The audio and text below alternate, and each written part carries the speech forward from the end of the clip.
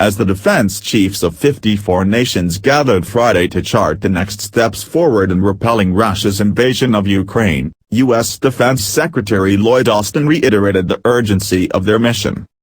Russia is regrouping, recruiting, and trying to reequip, he warned, urging colleagues to dig deeper in their efforts to bolster Kyiv's defenses with weapons and training as the first anniversary of Russia's war in Ukraine, and an expected spring assault, approaches. He then patched on Ukrainian President Volodymyr Zelensky via video, who noted that the assembled Ukraine Defense Contact Group has done so much for his country that it would be absolutely just to tender hundreds of thank yous. But, he added in a pointed proviso, hundreds of thank yous are not hundreds of thanks. For days before, and after, the Ramstein meeting, the talk was of tanks, specifically whether the United States would greenlight its M1 Abrams for Ukraine.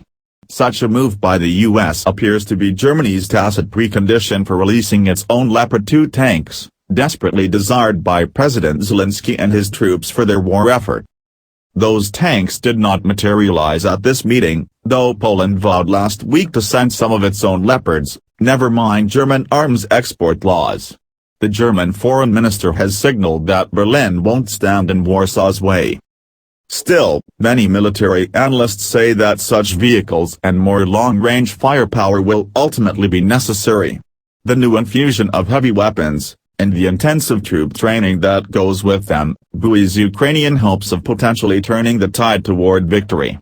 At the very least, it raises the hope of Ukraine holding its own in the conflict's next phase. New equipment will continue to require brutal prioritization on the battlefield, however, says retired General Frederick Ben Hodges, former commander of U.S. Army forces in Europe. And those sorts of decisions about how to distribute scarce resources, he adds, like everything about this war, will be hard. Ukraine seeking firepower and mobility.